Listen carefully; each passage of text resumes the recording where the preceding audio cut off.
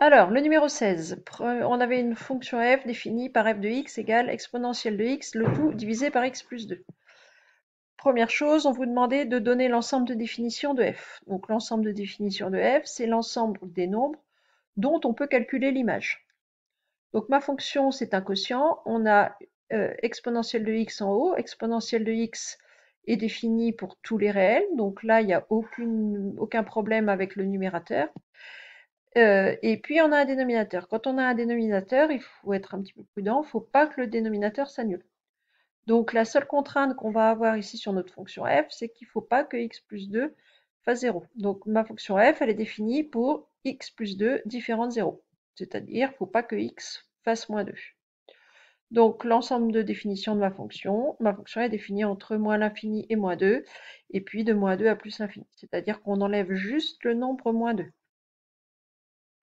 Ensuite, il fallait étudier les variations de f. Alors pour étudier les variations d'une fonction, maintenant le réflexe, c'est je dérive, et j'étudie le signe de la dérivée. Donc ici, ma fonction f, c'est un quotient. Donc la formule de dérivée qu'il va falloir utiliser, c'est la formule de dérivée du quotient u sur v, qui est u'v moins uv', le tout sur v au carré. Donc ici, mon u, c'est le numérateur, c'est exponentielle x. Le v, c'est le dénominateur, c'est x plus 2. Donc u', la dérivée de exponentielle x, c'est exponentielle x. Et v', la dérivée de x plus 2, c'est 1. Donc f' de x, u'v moins uv' sur v au carré. Donc u'v exponentielle de x fois x plus 2, ou x plus 2 fois exponentielle de x, c'est pareil, moins uv' moins exponentielle de x fois 1. Le tout sur v au carré sur x plus 2 au carré. On met exponentielle x en facteur, on va avoir exponentielle x facteur de x plus 2 moins 1. Ou encore, enfin, sur x plus 2 au carré, ou encore exponentielle x fois x plus 1, le tout sur x plus 2 au carré. Donc maintenant que j'ai dérivé ma fonction, l'objectif quand même c'était certes dériver, mais surtout d'étudier les variations de f. Donc il faut maintenant que j'étudie le signe de f' de x. Donc on a un quotient, donc on a besoin du signe du numérateur, du signe du dénominateur. Le dénominateur, ça va être vite vu. Le dénominateur, c'est un carré. Un carré, c'est toujours positif. Donc on ne va pas trop se soucier du dénominateur, on va se soucier du numérateur. Le numérateur, c'est exponentielle x fois x plus 1. Exponentielle x, au niveau du signe, ça ne va pas poser de problème non plus. Une exponentielle, c'est toujours positif. Donc ce qui va me faire entièrement le signe de f' de x, c'est x plus 1. X plus 1, c'est une fonction affine, non constante, donc x plus 1, lui, va changer de signe. Il va s'annuler lorsque x vaut moins 1. Et être négatif avant d'être positif. On a ici une fonction affine, croissante, donc d'abord négative, puis positive. Donc exponentielle x est positif, x plus 2 au carré est positif, f' du signe, f' de x est du même signe que x plus 1.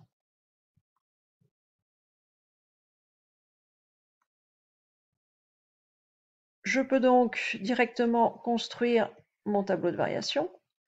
Donc ma valeur interdite en moins 2, avec la double barre dans le tableau de variation pour dire ici il ne faut pas y aller.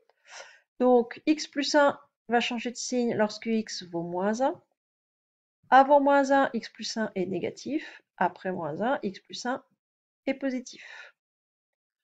Donc ma fonction f va être décroissante sur moins l'infini moins 2. Puis si je passe à l'autre intervalle moins 2 plus l'infini, elle est décroissante entre moins 2 et moins 1 et croissante entre moins 1 et plus l'infini puisque la dérivée est successivement négative puis positive. Il me reste ici à calculer l'image de moins 1. L'image de moins 1, c'est exponentielle moins 1 divisé par moins 1 plus 2, c'est-à-dire divisé par 1. Donc exponentielle moins 1. Alors exponentielle moins 1, j'ai fait le choix de l'écrire 1 sur e. Mais si vous avez mis exponentielle moins 1, c'est bon aussi, c'est la même chose. Exponentielle moins 1 ou 1 sur e, c'est le même nombre. Et enfin, les équations de deux tangentes qu'on vous demandait, la tangente en 0 et la tangente en moins 1. Donc il faut se rappeler de l'équation réduite d'une tangente. Donc en 0, c'est y égale f' de 0 fois x moins 0 plus f de 0. Donc ici, f' de 0, ben, on va prendre la formule de dérivée de f qu'on a là.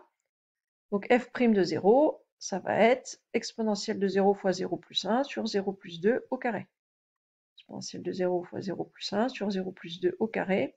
F' de 0, ça fait exponentielle de 0 vaut 1 fois 1 sur 2 au carré, 4. Donc 1 quart pour f' de 0. F de 0, donc c'est exponentielle de x sur x plus 2 pour f de x. Donc exponentielle 0 sur 0 plus 2, 1 sur 2. Donc l'équation réduite de la tangente en 0, c'est y égale 1 quart de x plus 1 demi.